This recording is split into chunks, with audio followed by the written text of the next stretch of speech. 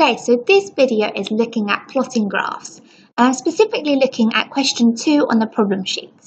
You can also see attached that there's a graph plotting sheet, so you can plot your graphs without having to worry about drawing all the axes in. So what I would recommend is before doing the plotting graph section of algebra, have a look at substitution, because it uses a lot of substitution when we work out the values of x and y. Okay, so let's do this together. So it asks us to complete the table below for values of y equals 2x minus 3. And here you can see it gives us values of x and values of y. And some of the values of y are missing. So what we need to do is, for instance here, we know that x is minus 1. So let's write x is minus 1. And we want to find out what y is. Well, I know that there's this equation for y. So y is equal to 2x minus 3. Okay, so thinking back to our substitution, wherever there's an x, I'm going to write minus 1 now. So y is equal to 2 times minus 1 minus 3. Okay, 2 times minus 1 is minus 2. Minus 3 gives me minus 5.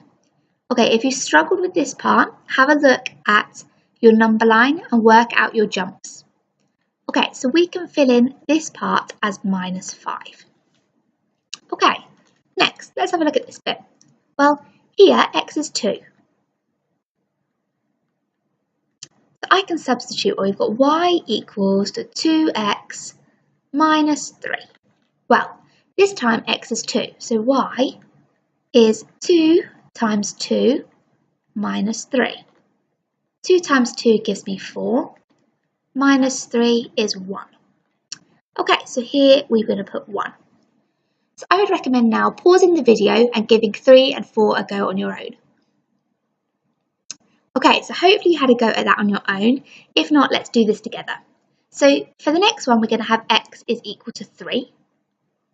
So then we've got y equals to 2x minus 3. So we're going to have y equals 2 times 3 minus 3. So y is equal to 6 minus 3, which is 3. So here we should have an answer of 3. And the last one, x is 4. So we're going to have y equals to 2 times 4 minus 3. So y equals 8 minus 3, which gives me an answer of 5. Okay, so hopefully we're all right with that part. If not, have a look at the substitution section on algebra, and I think it will start to make a bit more sense. So the next thing that we need to do is we need to actually plot this graph. So remember that x is always the horizontal axis, and y is the vertical one.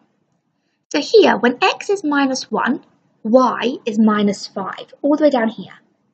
So let's draw a dot there. Next, when x is 0, y is minus 3. Next, when x is 1, y is minus 1. So you can see there's a pattern going on. When x is 2, y is 1. 3, 3. And lastly, 4 and 5. So the last thing that we need to do is we just need to draw these together. Yours is probably going to be a lot straighter than mine. And as you can see, this is a straight line graph. Brilliant.